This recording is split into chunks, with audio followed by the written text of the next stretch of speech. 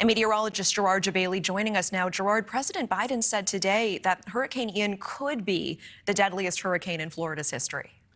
I know there's a lot of people that got affected by this, and I know there's a lot of people that may not have made it through.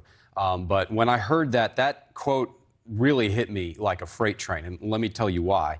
The deadliest hurricane in Florida history is the second deadliest hurricane in U.S. history. Unless this one surpasses it, look at the numbers. If the quote or the information that President Biden is talking about, the deadliest hurricane up until now, if this is correct, it was back in 1928, the Lake Okeechobee, Florida hurricane.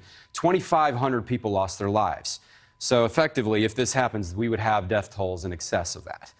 Only the number one in U.S. history was the Great Galveston hurricane with 8,000 deaths. And also, you may notice, in recent history, the number three of all time in U.S. history was Katrina, and we had 1,200 deaths. So we're talking over 1,000 more than Hurricane Katrina. I'm really, really hoping the information that I got was just an overestimate, and it's just wrong. And that's what we should hope for in this situation. But time will tell. We'll find out if that was an accurate statement or not, and I'm really hoping it's not.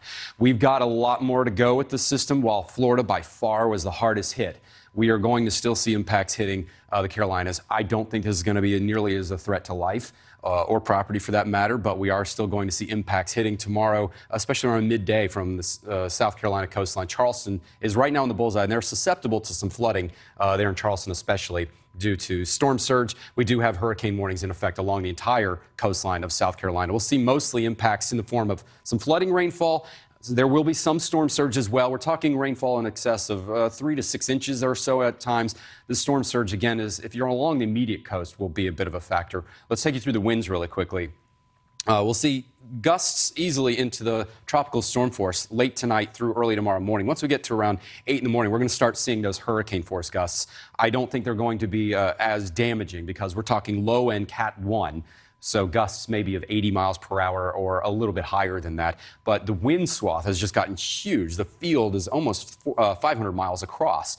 But those super intense winds like we saw last night are just not there anymore. That's the good news. But we will see a little bit more problems causing power outages, scattered power outages across the Carolinas, North Carolina, and even the potential for some more widespread power outages wherever that center makes landfall, the very northern end could do that. And lastly, the storm surge, not as big of a threat, this one. You should be able to get out of the way of it. It's still going to be somewhat problematic, though. We're talking up to 6 feet, so those places that are more susceptible, low to the ground, close to the coast, now typically flood, those should certainly be evacuated and out of the way. 4 to 7 feet total storm surge still predicted for in and around the low country, including Charleston. So folks in that area should still take this seriously enough if they are in the areas that do flood. We don't want them to become a statistic either. So take note, take heed, move in, get out of the way of the water, hide from the wind. That's what we're usually saying with hurricanes like this.